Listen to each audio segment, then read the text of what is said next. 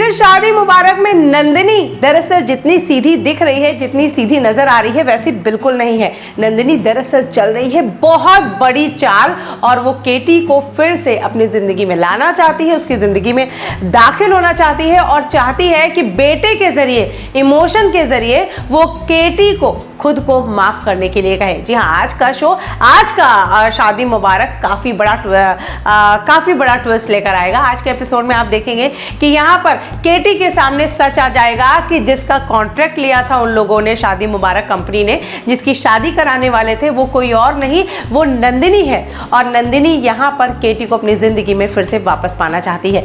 यहाँ केटी नंदिनी को देखकर शॉक्ड हो जाता है और उससे सारे सवाल करता है, लेकिन नंदिनी यहाँ माफी मांगती है और कहती है मुझसे एक गलती हो गई, ये बेटा तुम्हारा है। जब मैं तुम्हें छोड़ के गई तो मुझे पता चला मैं प्रेग्नेंट थी और मुझे उस समय अपनी गलती का एहसास हुआ और तब से मैं पछता रही हूँ। 17 साल का बेटा है तुम्हारा, 17 सालों तक मैं उसे माँ का प्यार दिया, पूरी जिम्मेदारी निभाई, अब तुम्हारी जिम्मेदारी है।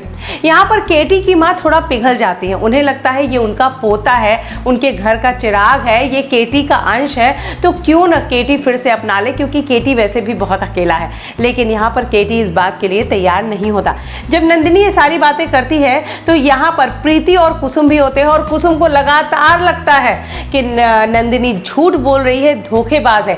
यहाँ पर जैसे ही केटी कुछ और सुनना चाहे उससे पहले ही कुसुम आती है और केटी को कहती है, केटी साथ जो एक बार धोखा देता है और अगर आपने माफ किया तो उसकी फितरत बन जाती है हर बार धोखा देने का, तो जो भी फैसला लीजिएगा वो सोच समझ के लीजिएगा। यहाँ पर जब कुसुम ये बात कहती है तो प्रीति को थोड़ा अच्छा नहीं लगता, उसे लगता है ये इनके परिवार का मैटर है, इनकी जिंदगी का मैटर है, अगर वो एक बार उसे माफ करके मौका देते हैं दोबारा तो गलत क्या है। यहाँ पे प्रीति को लगता है कि नंदिनी को अपनी गलती का पछतावा है, लेकिन तभी जो होता है वो बहुत शॉकिंग है। यहाँ पर अचानक से प्रीति को पता चलता है कि शादी के मंडप के दरवाजे पर मीडिया पहुँच गई है। ऐसे में प्रीति वहाँ पहुँचती है, गेट पर मीडिया वालों को रोकने की कोशिश करती है, क्योंकि अगर मीडिया आ गया तो केटी की ज़िंदगी का ये छुपा हुआ सच सबके सामने आ जाएगा। यहाँ पर वो मीडिया से पूछती है आपको बुलाया किसने। ऐसे में मीडिया बताती है कि यहाँ पर उसे नंदिनी ने इन्वाइट किया है। ऐसे में प्रीति को समझ में आ जाता है कि नंदिनी फिर से चाल चल रही है, यहाँ पर फिर से वो केटी के साथ धोखा कर रही है और ये बात कुसुम को तो पहले से ही पता थी।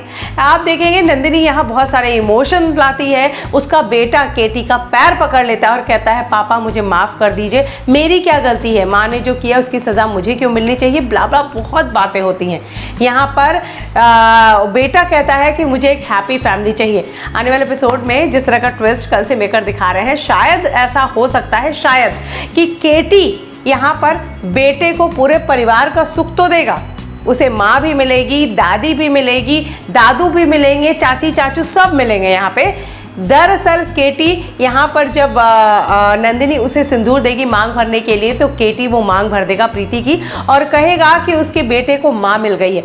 वो बेटे को तो एक्सेप्ट कर लेगा, लेकिन नंदिनी को एक्सेप्ट नहीं करेगा। क्या नंदिनी अब कोई और चाल चलेगी? क्या होता है शो में आगे, ये सारे ट्विस्ट, सारे अपडेट हम आप तक लेकर आएंगे। Till then take care, good bye.